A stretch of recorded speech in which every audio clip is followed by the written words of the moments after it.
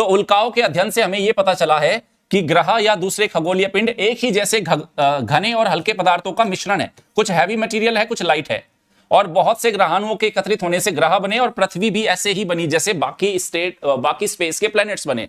तो यहां से जब इधर आई तो कह रहे हैं जो हल्के और भारी दोनों तरह के पदार्थ है, ये धीरे धीरे ठंडा होना शुरू होगा, भारी मटेरियल नीचे बैठना शुरू हो जाएगा।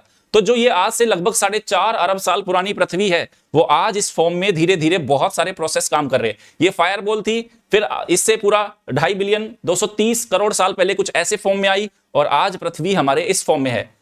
तो क्या कह रहा है, अत्यधिक ताप था जब, तो पृथ्वी के आंशिक रूप से, हमारी जो पृथ्वी आंशिक रूप से द्रव अवस्था में थी, और तापमान की अधिकता के कारण हल्के और भारी पदार्थ है ना, घनत्व में अंतर के कारण अलग अलग होना शुरू हो गया। भारी अलग हो गया और हल्का अलग हो गया।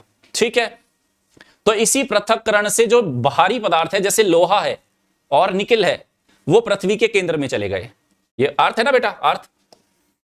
इसको अगर हम ऐसे क्रॉस सेक्शन ले इसका, तो ये इसका सेंटर है जिसको हम कोर बोल रहे हैं। हम बोलते हैं यहां पे नीफे है निकिल, और यहां पे ये आयरन है।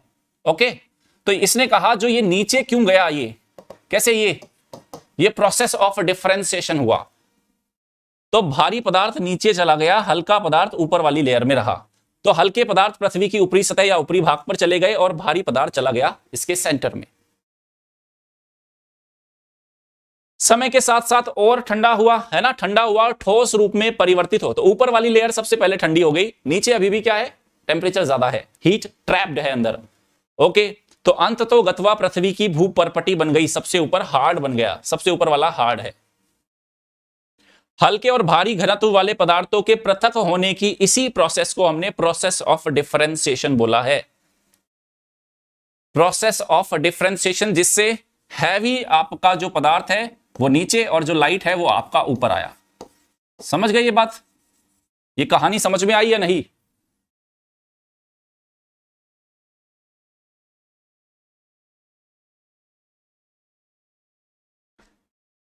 जल्दी से कमेंट सेक्शन में बताओ, कोई डाउट है?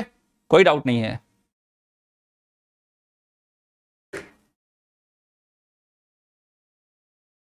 क्लियर हो गया? Well done.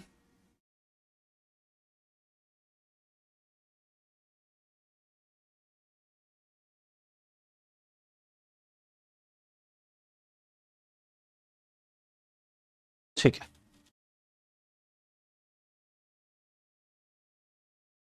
चलो ये कहानी इतनी हमें समझ में आ गई।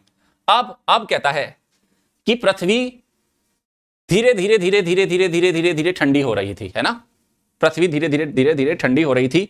उसी टाइम पे आपका क्या हुआ, एक जब हमारा चंद्रमा उत्पत्ति हो रही थी, जब चंद्रमा की उत्पत्ति हो रही थी बेटा, है ना, चंद्रमा की, कहते हैं जब चंद्रमा की उत्पत्ति, जब कल की क्लास हम करेंगे उसमें मैं आपको बताऊंगा हमारा चांद कैसे बना।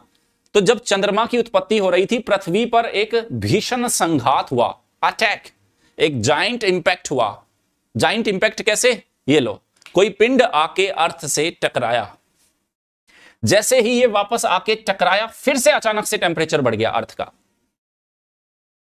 फिर से टेम्परेचर बढ़ गया, और फिर से वही प्रोसेस ऑफ डिफरेंशिएशन ने काम किया।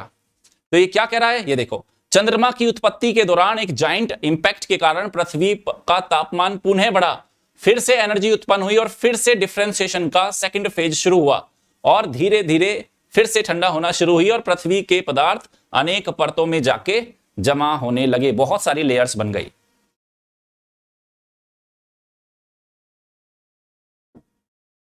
ठीक, इतना हो गया, जाइंट इंपैक्ट हुआ, और पृथ्वी के सरफेस से, यहां से लेके इसके सेंटर तक, कहता है धरातल से कोर तक कई परतें पाई जाती है, जैसे क्रस्ट, मेंटल और आउटर कोर, आउटर और इनर कोर। ऊपर भाग, आंतरिक भाग तक पदार्थ का, ये देखो यहां पे जो डेंसिटी है, ऊपरी भागों की डेंसिटी कम है, और जैसे नीचे की ओर जाओगे तो डेंसिटी बढ़ती जाएगी, घना तो बढ़ता जाएगा। तो इस तरीके से हमारी जो अर्थ है उसका लेयर्ड स्ट्रक्चर बना, लेयर्ड स्ट्रक्चर। तो आज आपको जो देखने को मिलती है, सबसे अंदर कोर है, inner core, then outer core, पढ़ेंगे आने वाली क्लासेस में, then lower mantle, upper mantle, और ये हमारा क्रस्ट है, अभी कुछ नए तरीके से भी पढ़ते हैं हम, लिथोस्फीयर, एस्थेनोस्फीयर, वो भी क्या है आने वाली क्लासेस में हम देखेंगे। अभी मोटा मोटा ध्यान रखो आप ये। तो ये लेयर्स है पृथ्वी के अंदर।